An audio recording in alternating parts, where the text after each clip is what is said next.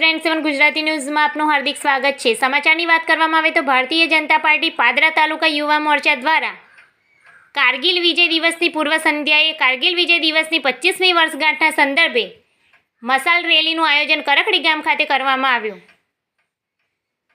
ગુજરાત પ્રદેશ કારોબારી સભ્ય શ્રી લાલજીભાઈ પઢિયાર, પાદરા તાલુકાના પ્રભારી દિલીપસિંહ પરમાર તથા વડોદરા જિલ્લા યુવા મોરચાના મહામંત્રી રવિન્દ્રસિંહ સોલંકી, વડોદરા જિલ્લા મંત્રી વિજયભાઈ ગોહિલ તથા પ્રતાપસિંહ પઢિયાર, પાદરા તાલુકા પ્રમુખ પ્રવીણસિંહ સિંધા, મહામંત્રી શ્રી મહેન્દ્રસિંહ પઢિયાર તથા યુવા મોરચા પ્રમુખ મૌલિકસિંહ ગોહિલ, ગામના આગેવાનો અમરસિંહ સિંધા તથા રઘુભાઈ પટેલ તથા ગામના યુવા કાર્યકર્તાઓએ ગામના આગેવાનો ઉપસ્થિત રહ્યા હતા। રોજ કારગિલ યુદ્ધમાં આપણે જે વિજેતા થયા તેના શહીદોના માનમાં આપણે આજે કારગિલ યુદ્ધના જે થયેલો એના પૂર્વ સંધ્યાએ આજે આપણે મશાલ રેલી રાખી હોય પાદરા તાલુકાની કરખડી ગામમાં ખૂબ સારી સંખ્યામાં બધા ઉપસ્થિત રહ્યા હોય। યુવાનોએ, સંગઠને બધાએ ખૂબ સારો રસ લઈ અને સારી એવી સંખ્યામાં આજે કરખડી ગામમાં આપણે આજે મશાલ રેલી કાઢી છે। પણ એનો મૂળ હેતુ એવો હતો કે 1999 26 જુલાઈના રોજ આપણે કારગિલ યુદ્ધમાં વિજેતા થયા હતા। ત્યાંના આજે 25 વર્ષ થયા।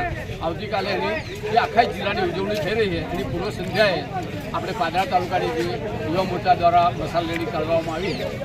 તો આપણા જે વીર જવાનો હતા એમને ન ઠંડી, ન તાપ, ન વરસાદ કે ન પરિવાર, ન પુત્ર કે ન પિતાની પણ પોતાના દેશની રક્ષા માટે પોતાની જાનની આહુતિ આપી, પોતાની જાનની બાજી લગાવી અને જે આપને વિજય અપાયો આ કારગિલમાં એ દેશની રક્ષા માટે, દેશની સુરક્ષા માટે અને આ દેશની આઝાદી આબાદી માટે આપ્યો। અમને આપણે સૌર્ય ગીત સાંભળ્યું હતું કે હિમાલય ખડખડા રહ્યા હતા તબ દેશ ખતરે મેં છે અને એવા સમયે આ ઘાટીઓમાં રહી અને યુદ્ધ કરી પોતાના જાનની આહુતિ આપી અને તમને ને મને દિવાળી તો કે શાંતિથી મનાવી શકીએ। ક્યારે તો કે સૈનિકો પોતાની જાનની બજાઈ લગાવી અને ત્યાં સરહદ પર આપણા માટે રાત દિવસ સતત પહેરો કરતા હોય, પોતાની જાતની પરવા નથી કરતા, પોતાના પરિવારની પરવા નથી કરતા। આપણે હોળી, દિવાળી બધા જ પર્વો મનાવી શકીએ છીએ। એ એનું કારણ હોય તો આ સૈનિકોની પોતાની દેશભક્તિ છે, એમની રાષ્ટ્રપ્રેમ છે અને એને થકી આપણે આજે સુરક્ષિત છીએ।